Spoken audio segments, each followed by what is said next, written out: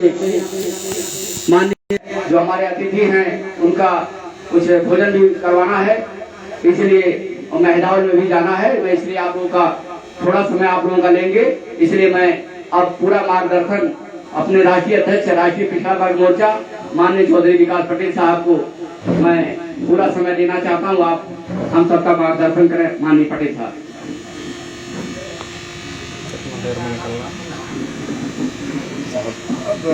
आधे घंटे साहब भोजन करके आधे घंटे। धन्यवाद संचालक जी। साथियों, राष्ट्रीय पिछड़ा वर्ग मोर्चा के माध्यम से पूरे उत्तर प्रदेश में ये परिवर्तन यात्रा चलाई जा रही है। ये जो परिवर्तन यात्रा चलाई जा रही है, ये चलाए जाने के पीछे का मकसद है। चलाए जाने का पीछे का मकसद ये है कि देश की आजादी को लगभग 75 साल हो गए, और जब देश में आजादी की लड़ाई चल रही थी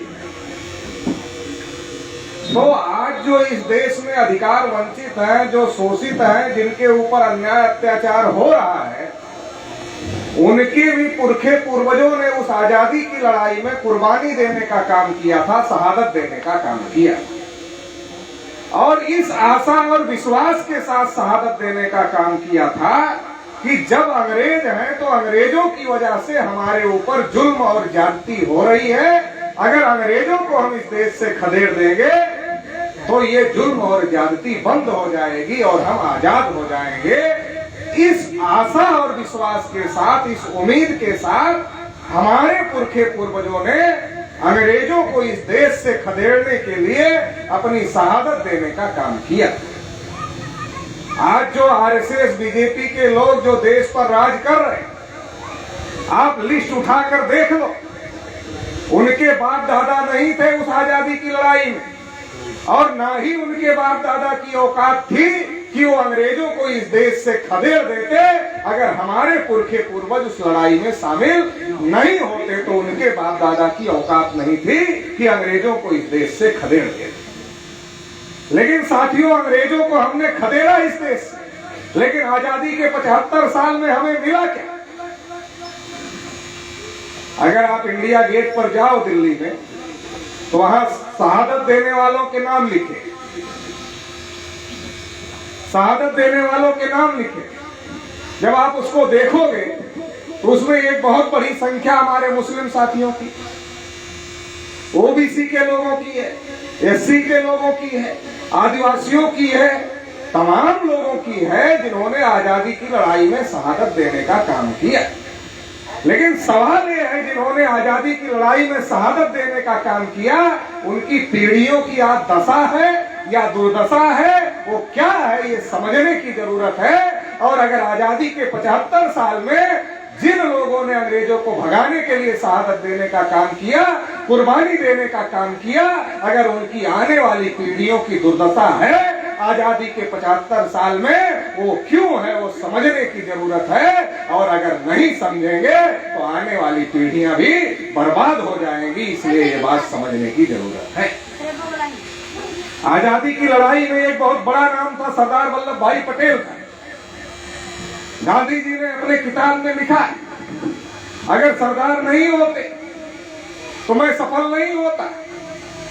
लेकिन सरदार वल्लभ भाई पटेल को गांधी जी कहते थे, सरदार नहीं होते तो मैं सफल नहीं होता।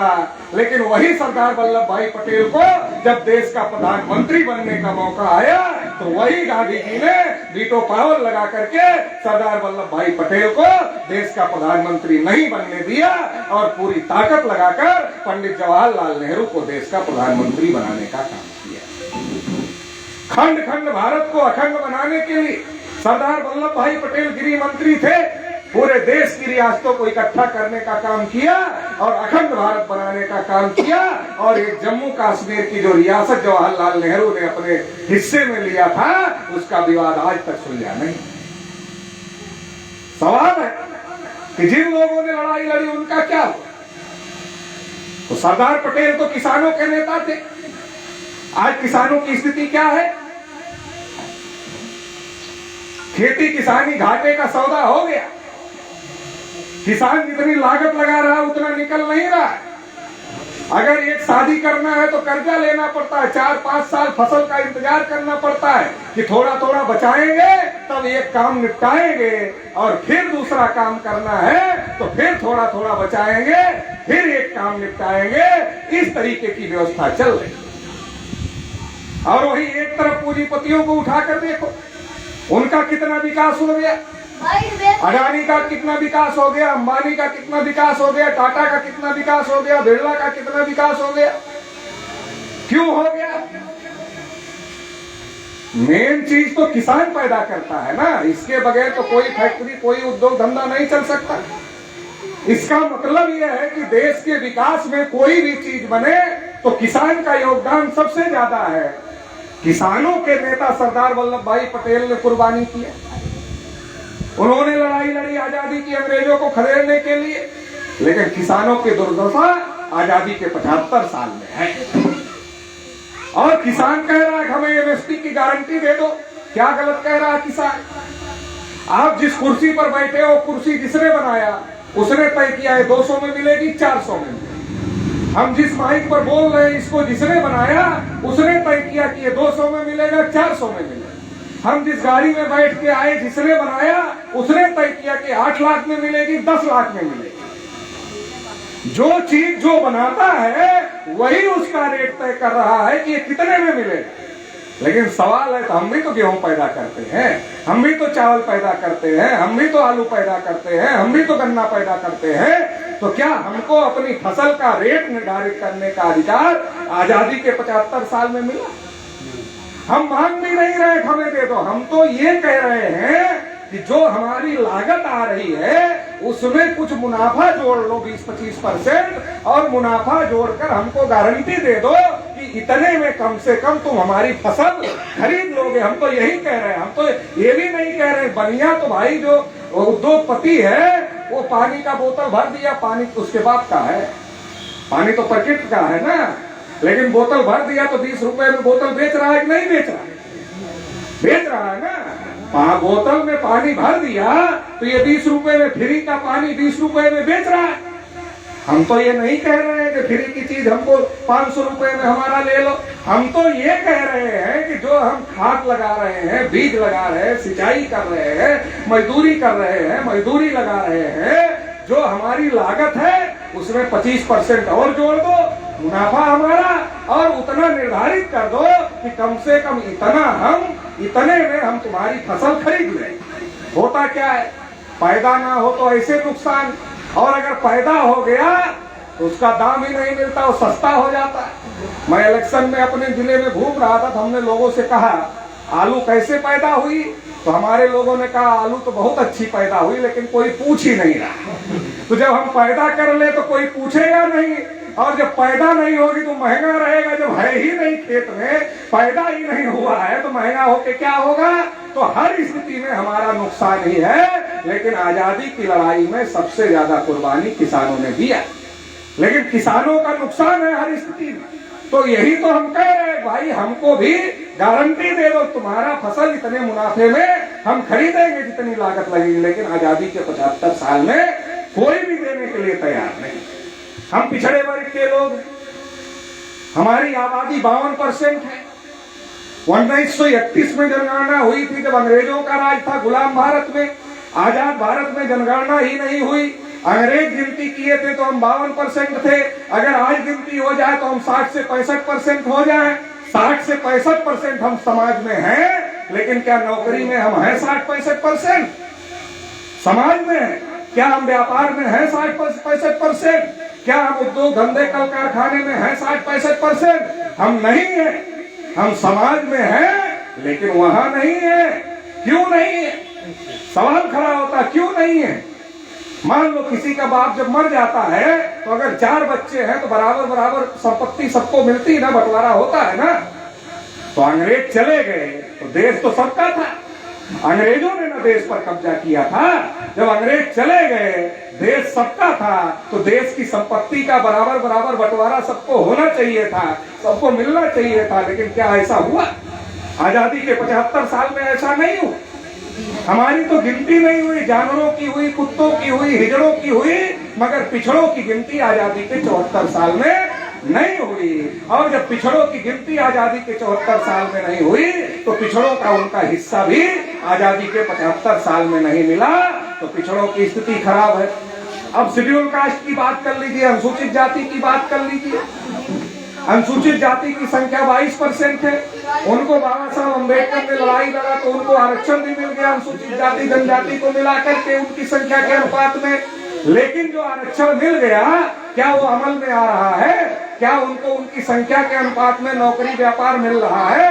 नहीं मिल रहा है। आदिवासियों को उनके जल जंगल जमीन से खदेड़ा जा रहा है। और जो मुसलमानों ने इतनी बड़ी कुर्बानी देकर के, शहादत देकर के आजाद कराया देश को, आज मुसलमानों को क्या कहा जा रहा है? अरे ये तो आतंकवादी है, अरे ये तो पाकिस्तानी है, ये तो विदेशी है, कहा जा रहा है? नहीं कहा जा रहा। क्या ये कहने के लिए, ये दिन देखने के लिए शहीद हुए थे लोग? इसके लिए लड़े थे अंग्रेजों से? हमको तो आके समझा दिया जाता चौधरी लोगों को, अरे मुसलमानों से बहुत बड़ा खतरा है। अरे कहाँ खतरा है मुसलमानों से?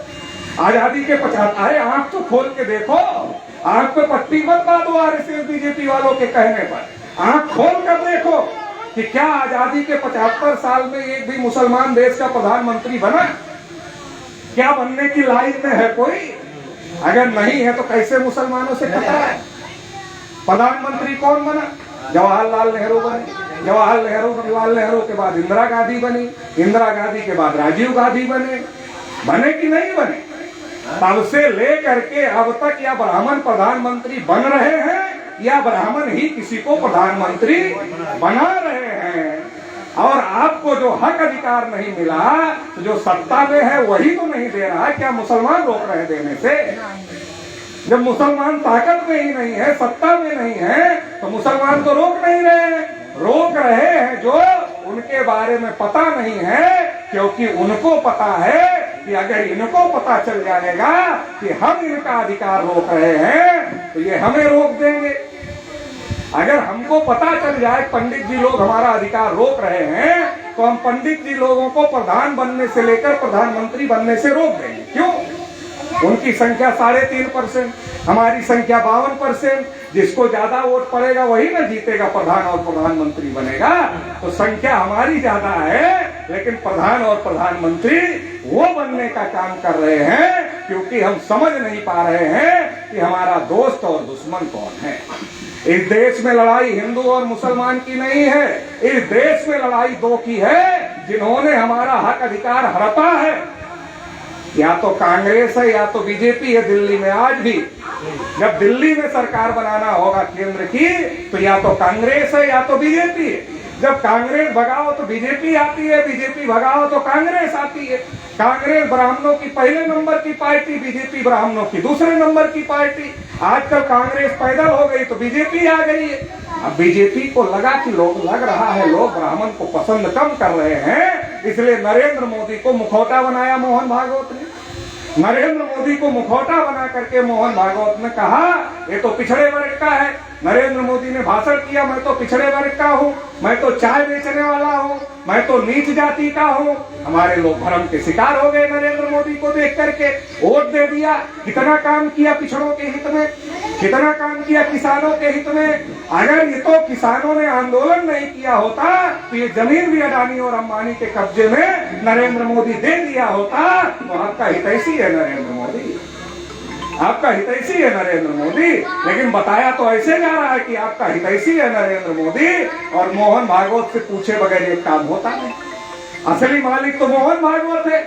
मोहन भागवत के कहने पर नरेंद्र मोदी चलते हैं और हम लोग सोचते हैं नहीं नरेंद्र मोदी काम कर रहे हैं। अगर नरेंद्र मोदी पिछड़े वर्ग के हितैषी होते तो 314 पिछड़े वर्ग के बच्चे आईएएस की परीक्षा पास किए थे, उनकी नियुक्ति को नरेंद्र मोदी ने रोक दिया। पिछड़े वर्ग के बच्चों का वजीफा बंद कर दिया और नरेंद्र मोदी कहते हैं सबका साथ सबका विकास। अरे विकास के लिए तो पैसा चाहिए ना, पैसा तो बजट दिया नहीं पिछड़े वर्ग को और कहा विकास हो जाएगा। कैसे हो जाएगा? हवा में हो जाएगा, बगैर पैसे के विकास हो जाएगा। ये जो मूर्ख बनाने का कार्यक्रम आरएसएस बीजेपी का चल रहा है, इससे पिछड़े वर्ग के लोगों को सावधान होना होगा। नहीं तो जैसे पहले ब्राह्मणों ने मनुस्मृति में लिखा था कि इनको पढ़ने का अधिकार नहीं है, धन संपत्ति रखने का अधिकार नहीं है, बोलने सुनने का अधिकार नहीं है, कुर्सी पर बैठने का अधिकार नहीं है, वो फिर से वही काम करना चाहते हैं। इस काम पर आरएसएस बीजेपी काम कर रही है और इसलिए आपको राशन बांट रहे। जिसको शासन करना चाहिए वो राशन में फंस गया, जिसको शासन करना चाहिए वो राशन में फंस गया, वो किसान सम्मान निधि में फंस गया। अरे संख्या हमारी ज्यादा है, हमें तो लोकतंत्र में शासक बनना चाहिए, क्योंकि बाबा साहब डॉक्टर अम्बेडकर ने संविधान में लिख दिया कि अब रानी के पेट से राजा नहीं पैदा होगा, राजा अपना उत्तराधिकारी नहीं बनाएगा, बैलेट बॉक्स से राजा पैदा होगा और बैलेट बॉक्स से वो राजा बनेगा जिसका ज्यादा वोट पड़ेगा। अरे वोट तो हमारा ज्यादा है, लेकिन हम उनको राजा बनाने का काम कर रहे हैं, फिर वो हमको राशन दे रहे हैं, हम उनको शासक बना रहे हैं और वो हमको राशन दे रहे हैं। अरे भाई शासक बन जाओगे तो राशन की कोई दिक्कत होगी? अरे तुम ही शासक बन जाओ, राशन उनको ही देते रहना, तुम काहे के लिए राशन ले रहे हो भाई? तुम शासक बन जाओ और राशन उनको देते रहना।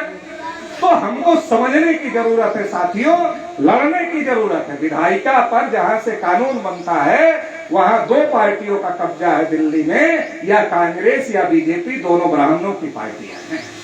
अगर आप कार्यपालिका में आओ, शरद यादव जी जब राज्यसभा के सांसद थे, उन्होंने पार्लियामेंट में सवाल पूछा कि कितने कितने कौन जाति के लोग हैं नौकरियों में, तो भारत सरकार के कार्मिक मंत्रालय ने लिख करके दिया 79.2%, मतलब 80% क्लास 1 क्लास 2 की नौकरियों पर ब्राह्मण और ऊंची जातियों का कब्जा है। आप कहते रहो कि हम हिंदू हैं, छाती टोकते रहो हिंदू है, हिंदू के नाम पर उनको बनाते रहो और सारी मलाई ब्राह्मण खाते रहेंगे।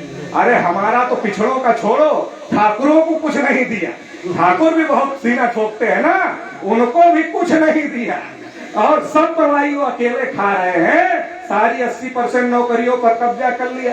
अब आप हाई कोर्ट और सुप्रीम कोर्ट में चले जाओ, यहाँ यादव चौराहे चाहे जितना बहोरी बटोल ले, और हाई कोर्ट और सुप्रीम कोर्ट में जाए ना तो मोमबत्ती लेके ढूंढे एक भी यादव नहीं मिलेंगे। अरे भाई कोर्टों में सबसे मजबूत तो यादव माना जाता है ना, जब वही नहीं मिलेंगे तो कुर्मी कहाँ से मिलेंगे, मौर्या कहाँ से मिलेंगे, गरड़िया कहाँ से मिलेंगे, प्रजापति कहाँ से मिलेंगे, निषाद कहाँ से मिलेंगे, चौरसिया कहाँ से मिलेंगे? कोई नहीं है। हाई कोर्ट सुप्रीम कोर्ट में 98% कब्जा है। क्यों है? परीक्षा ही नहीं होती। आपको चपरासी बनना है तो परीक्षा देना पड़ेगा, और हाई कोर्ट का जज बनना है तो आपका रिश्तेदार जज चाहिए। और आपका रिश्तेदार जज कैसे होगा जब खानदान में कोई जज नहीं हुआ, बिरादरी में कोई जज नहीं हुआ, तो रिश्तेदार कहाँ से जज हो जाएगा? होगा ही नहीं। जज तो दुबे जी है, मिश्रा जी। तो जब मिश्रा जी नियुक्ति कर रहे होते हैं, दुबे जी मिश्रा जी को फोन करते हैं, मिश्रा जी हमारा ये भतीजा है, थोड़ा देख लेना। तो मिश्रा जी दुबे जी के भतीजे को देख लेते हैं, फिर दुबे जी नियुक्ति करते हैं, तो मिश्रा जी दुबे जी को फोन करते हैं, दुबे जी हमने आपके भतीजे को देख लिया था, इस बार आप नियुक्त कर रहे हो तो आप हमारे भांजे को देख लेना। तो इस प्रकार से हाई कोर्ट और सुप्रीम कोर्ट में जज बने हुए हैं, और हमें कहा जा रहा है कि मुसलमानों का कब्जा हो जाएगा। अरे मुसलमानों का कब्जा होता तो मस्जिद के पक्ष में फैसला आता कि विपक्ष में फैसला? अगर मुसलमानों का कब्जा होता तो पक्ष में आता, ब्राह्मणों का कब्जा है और इसलिए आरक्षण के विरोध में सारे फैसले आते हैं। 16 नवंबर 1992 को जब मंडल कमीशन का फैसला आया, 52% को केवल 27% मिला और 27% में क्रीमी लेयर लगा दिया। अगर हमारे लोग होते वहां, अगर हमारे लोग होते तो 52 को 52 नहीं देते, 52 को 52 ही न न्याय है, 52 को 27 तो न्याय नहीं है, मतलब अन्याय हुआ।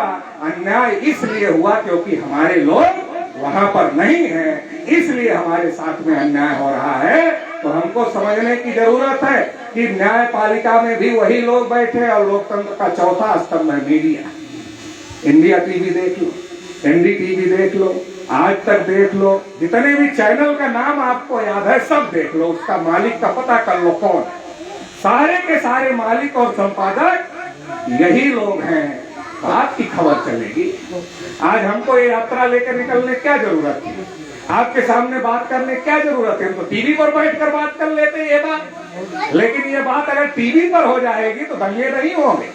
मॉब लिंचिंग नहीं होगी। ये बात अगर टीवी पर हो जाएगी तो ये सारी बातें बंद हो जाएगी और समाज अपने हक अधिकार की लड़ाई के लिए खड़ा हो जाएगा और सबको हक अधिकार मिल जाए। देखो हम किसी के विरोधी नहीं, हम तो किसान हैं, हम अपनी फसल भी बेचते हैं, पहले तौल कर देते हैं, फिर भी हमारे दिल को संतुष्टि नहीं होती, कहीं कम ना गया हो तो हम हाथ से निकाल कर और देते हैं, थोड़ा और ले लो भाई, कम नहीं होना चाहिए। करते हैं नहीं करते?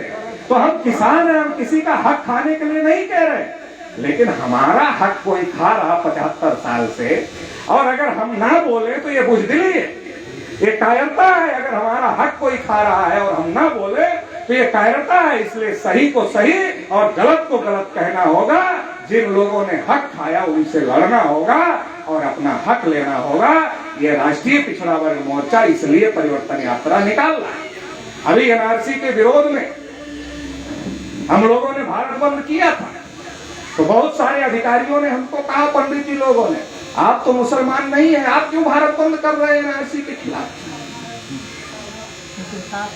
तो हमने उनको कहा कि आप हिंदू मुस्लिम करना चाहते क्या? तो पंडित जी लोग समझदार होते हैं, समझ जाते हैं कि लग रहा है फंसा रहा है कुछ। तो कहा नहीं ये बात नहीं है, लेकिन ये तो मुसलमानों का मुद्दा। हमने कहा मुसलमानों का मुद्दा कैसे? कागज तो सबको दिखाना पड़ेगा, केवल मुसलमानों को दिखाना पड़ेगा। अरे कागज सबको दिखाना पड़ेगा, और जब कागज दिखाना पड़ेगा, जो कागज आप दिखाओगे वो सही है कि गलत है ये आप नहीं तय करोगे, ये अधिकारी तय करेगा। और अधिकारी आपके नहीं है, अधिकारी पंडित जी लोग हैं। तो जो पंडित जी लोग आपको अच्छा खाना देखना नहीं पसंद करते, अच्छे पहनना देखना पसंद नहीं करते, वो एनआरसी में जब कागज दिखाओगे तुम्हारा कागज सही मान लेंगे। अरे लाखों घर तो हर साल बाढ़ में बह जाते हो, क्या सारे मुसलमानों के हैं? उनके पास कागज कहाँ से आएगा? कहाँ से आएगा? अब किसी के पास आधार कार्ड है, वोटर कार्ड है, राशन कार्ड है, सब में नाम सही लिखा है, फोटो सही लगा है। अरे जय कार्ड तय प्रकार का नाम, तय प्रकार का फोटो। और जब आप 4 कार्ड दे दोगे तो अधिकारी बोलेगा इसमें तुम्हारा बुद्धू राम लिखा है, इसमें बुद्धू लिखा है, तो ये तुम्हारा 2 नाम लिखा, समझ में नहीं आ रहा है, संशय है तुम्हारा, तुम भारत के नागरिक हो कि नहीं नागरिक हो, थोड़ा संशय लगा। ये फोटो भी तुम्हारा मैच नहीं कर रहा है, और वोटर कार्ड का फोटो किसी का मैच नहीं करता, ऐसा फोटो लगा है, तो कहेगा फोटो मैच ही नहीं कर रहा, तुम तो लग नहीं रहा भारत के नागरिक हो, तुम साबित करो। अब तुम चक्कर काटते रहो, हम भारत के नागरिक है, साबित करते रहो, काटते रहो चक्कर। तो ये जो भ्रम फैलाया, देखो तीर मुसलमानों पर चलाया जा रहा है, लेकिन असली निशाना मुसलमान नहीं है, समझ लेना। तीर मुसलमानों पर चलाया जा रहा है, लेकिन असली निशाना मुसलमान नहीं है। असली निशाना ये है कि जो हम लोग अपना हक अधिकार मांग रहे हैं ना, कि जिसकी जितनी संख्या भारी उसकी उतनी हिस्सेदारी, तो वो चाहते हैं इस देश की सत्ता और व्यवस्था पर जैसे पहले उनका कब्जा था, सब लोग उनकी गुलामी करते थे, वैसे फिर से उनका कब्जा बन जाए और सब उनकी गुलामी करे, वो ऐसा चाहते हैं। इसलिए मुसलमानों को और हमको लड़ाया जाए। मुसलमान कोई अरब ईरान से आए हैं क्या भारत में? अरब ईरान के रहने वाले नहीं है, यहीं के हैं। हम ही से धर्म परिवर्तित हो गए। क्यों हो गए? क्यों हो गए? इसलिए हो गए, यहाँ पंडित ने कहा तुमने हमारी थाली छू लिया, थाली अपवित्र हो गई। तुम मंदिर में आओगे, मंदिर ही, तुम मंदिर बनाओ तो पवित्र है, लेकिन तुम मंदिर बनने के बाद जब घुसोगे तो मंदिर अपवित्र हो जाएगा। तो मुसलमान जब आए भारत में तो उन्होंने क्या कहा? उन्होंने देखा यार ये तो शरीर से अच्छा आदमी दिख रहा है, इंसान ही है, लेकिन इसके साथ बर्ताव जानवरों जैसा हो रहा है। तो मुसलमान उस जानवर जैसे आदमी के पास गए और कहा यार तुम भी तो इंसान हो ना, बैठो हमारे बराबर चटाई पर, बैठो, खाओ खाना, चलो हमारे साथ मस्जिद में, खड़े हो जाओ हमारे बगल में, चलो नमाज पढ़ो। आदमी को देखो, आदमी का खुराक केवल पेट की खुराक नहीं होती, आदमी को मान सम्मान भी चाहिए, प्रेम भी चाहिए, जिससे हजारों साल से इन लोगों ने वंचित किया था। जब वो प्रेम मुसलमानों ने दिया भारत में आकर के, तो भारत की बहुत बड़ी आबादी इस्लाम को स्वीकार कर लिया और मुसलमान हो गई। तो ये कोई अरब ईरान से आए हुए लोग नहीं है, ये हमारे ही भाई हैं, और यही हम लोगों को पता नहीं है। ए भाई शांत रहो, बैठो, तो ये हमारे ही भाई हैं और हमारे ही भाई हैं, लेकिन भाई को भाई से लड़ाया जाए। भाई को भाई से लड़ा करके फायदा तीसरा उठा रहा है, जो इस देश का नहीं, जो इस देश का नहीं है, जो ब्राह्मण है, वो डीएनए के आधार पर साबित हो गया है कि उनका डीएनए यूरेशिया के लोगों से मिलता, मतलब यहूदियों की नस्ल से मिलता है, और वो यहाँ भाई को भाई से लड़ा करके राज कर रहे हैं। तो भाई को भाई से मिलना पड़ेगा, इकट्ठा आना पड़ेगा, मजलूम को इकट्ठा आना पड़ेगा और जालिमों से मुकाबला करना पड़ेगा। ये लड़ाई राष्ट्रीय पिछड़ा वर्ग मोर्चा लड़ रहा है। अभी 22 तारीख को हम लोगों ने ईवीएम मशीन के विरोध में, जाति आधारित गिनती को लेकर, एनआरसी सीए को लेकर, किसानों को एमएसपी गारंटी दो इसको लेकर, पुरानी पेंशन बहाल हो इसको लेकर, कई मुद्दों को लेकर के भारत पर आंदोलन किया, धरना प्रदर्शन किया। अभी 18 अप्रैल को रैली प्रदर्शन करेंगे और 25 मई को भारत बंद भी करेंगे। तो ये लड़ाई है, ये लड़ाई लड़ना पड़ेगा। और अगर हम लोग ये लड़ाई लड़ते हैं तो राशन की चिंता नहीं है, हम शासन करने लगेंगे। और जब शासन करने लगेंगे तो जिनको राशन की जरूरत होगी उनको राशन दे देंगे। शासन की चिंता करो, राशन अपने आप आ जाएगा। और राशन की चिंता करोगे तो शासन तो पहले ही गया, राशन भी चला जाएगा। तो इसलिए लड़ाई शासन की, हमारे महापुरुषों ने शासन की लड़ाई लड़ी और हमको अधिकार दे दिया। आज हर 5 साल बाद आपका पैर पकड़ने क्यों आते हैं वो?